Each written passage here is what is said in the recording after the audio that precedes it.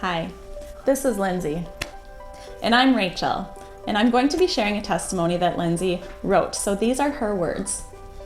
I grew up on a farm in Glenwood City, Wisconsin, with my mom, dad, and one sister, Kimberly. I grew up going to a Catholic church, but I didn't have a relationship with God until 2010. That was when, one day, I got a flyer in the mail for a new non-denominational church in Baldwin. I decided to check it out, and I loved it. It was at that church that I learned about having a personal relationship with Jesus. But as time went on, I felt called to Eau Claire, like something was drawing me there. So I moved to Eau Claire in 2011 and have been going to Valley Brook ever since. When I went to Valley Brook, I started going to a summer Bible study where my eyes were opened to a God that I wanted to know about. Then I started attending a young adult Bible study at Valley Brook called Ignite. This is where I really grew closer to God. And on Labor Day weekend, September of 2011, I was baptized and I made a public profession of my faith. Before this whole faith journey began, at the age of 20 and during my second year of college, I started having muscle spasms and falling unexpectedly. The symptoms progressively worsened over the next 10 years with no known cause.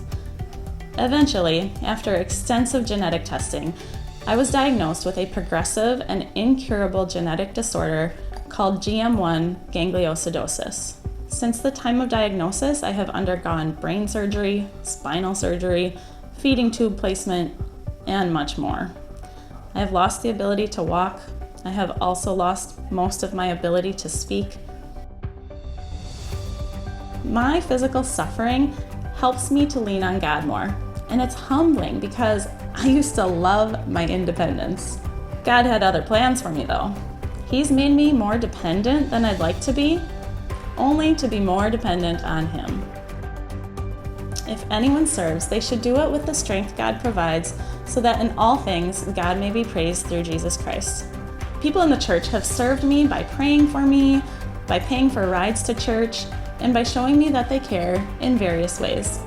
And I have served others by praying for them, by sending text messages that show care and compassion, and I love to speak words of encouragement into others. I also love to give people gifts to show them love and to bring them joy. One time when I was in the young adult Bible study here, we went on a mission trip to Iowa to help a lady clean her house and to paint and move a shed. I knew right away that I wanted to go and that I was supposed to go. I never hesitated, even though I needed a walker to get around at that time. And even though I couldn't do all the things that other people were doing, I did as much as I possibly could. I sure did a lot of painting and scraping. We had a great time, and it felt so good to serve someone else. People ask me all the time, how do you do it? And I point up above and I say, my faith in Jesus.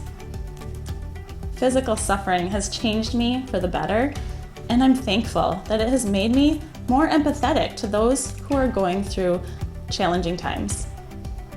Even though I have limitations, God still uses me, and I'm willing to be used by Him in whatever ways I can. I have an awesome dad who has shown me the importance of serving others and that we are called to serve one another. Jesus was a servant during His time on earth, and He wants us to do the same. One thing I want to tell Valley Brook is, thank you for loving me.